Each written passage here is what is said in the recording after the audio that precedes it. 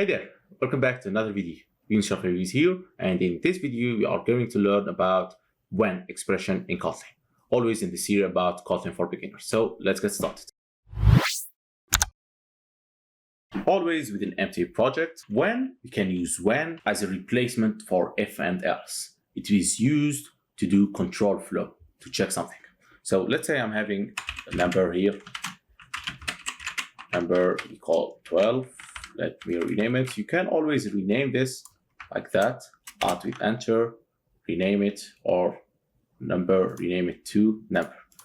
This is somehow proofreading. You can check that if this number equal to something or it is below something. You can use something called when.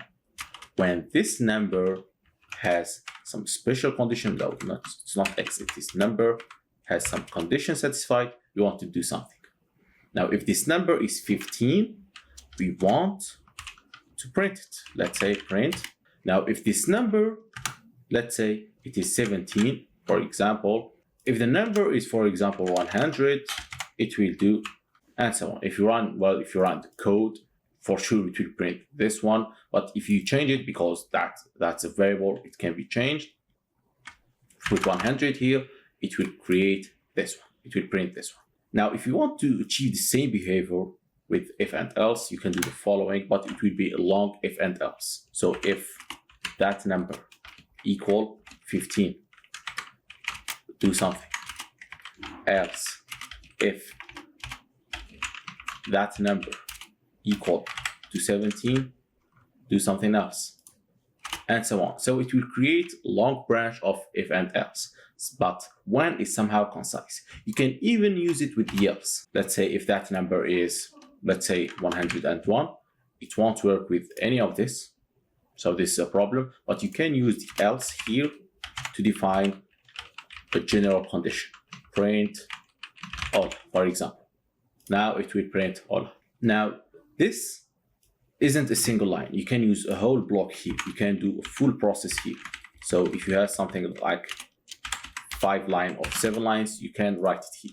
Okay, you can write as many code as you want. But if you have only 1 line of code, well, you can delete that and put it here. This is more concise. Sometimes we want the same behavior for many numbers. Let's say if the number is 1 or 2 or 3, we print the same thing.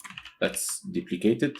1, let's say 15, and 17, and 13, for example. It will print this is right, this is right, this is right. Well, you can duplicate it like that. Let me put it 15 here. It will print this is right. If you put 13, it will print also this is right. So if you want to use the same thing or the same output for different condition, you can use the comma here. You can use 15, 17, and 13 directly and delete that. Okay, this is more concise and it will work correctly. 13 or 17. And it will work. Now we can do more with this one expression. We can check if a number is in certain range. Let's say if this number, you can put it directly here. N, and let's say from 1 to, let's say 100.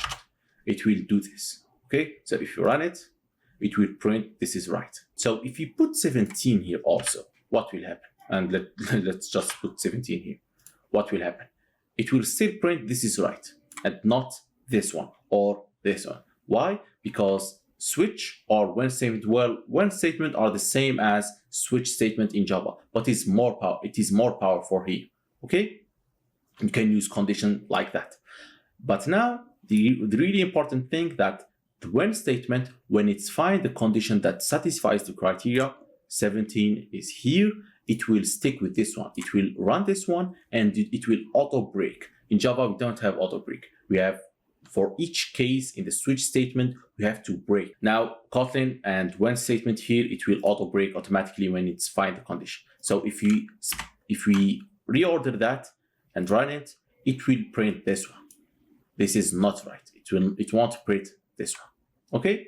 Here we can negate this one using this exclamation mark. If it is not in this range, also print it. So if we put it here, it will print this is not right because it is working with this line, but if we give it a value, let's say bigger 101, it will print this is right, because 101 is not in that index. It's not in that range. And also you can, well, this is something great in when expression. You can delete that directly, and you can put here whatever condition you like. Let's say if the number is bigger than 15, do this thing. If, let's say, this string is empty, for example, do this thing, and you can do whatever you want here. This condition will work. Why? Because the number 101 is bigger. Now, if you change it to 14, it will print hola. Why? Because it's not true, this is not true, and always this is not true, because 17 is not empty. If you delete that, it will work. It will print this is not right. Okay? Now we can also use the when as expression. The when expression can return things. Let's say we want to create val result from this one. If it is 15, we want the result to be 15, for example. If it is here, we want to put 12. Otherwise, we want to return 13, for example. If you print that result, it will print what? It will print 12, because the string is empty.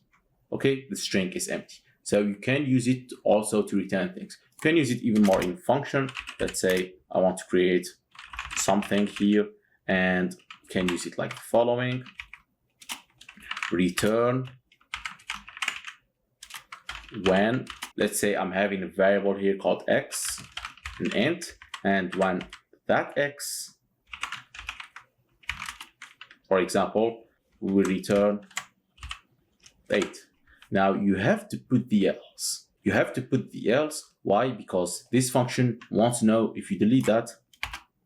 Well, we have first error is we have to specify the return type, which is an int, like that. And now if you put here, it will say you have to add the else branch. Why? Because this function don't know how to handle the else branch. So you have to put, for example, -1. Now, if you put something, if you print something directly with the value of 1, it will print for us 7. If you put, for example, -3 or -1 or -3 like that, it will return -1. Why? Because it is working with the else branch. If you put here, for example, 200, it will print 8, because 200 is in this value. So as you can see, we can return things from the when expression. What else? You can do this. You can delete that, and you can put this equal, like that. So the result of this function is the result of the when expression. Okay, right? And everything will work correctly. So this is how you can do conditions with the when expression. When expression is very powerful. It enables you to do many things. If you didn't understand something about it, let me know in the comment below. Thank you very much for watching this video. Subscribe to the channel, and see you in the next video.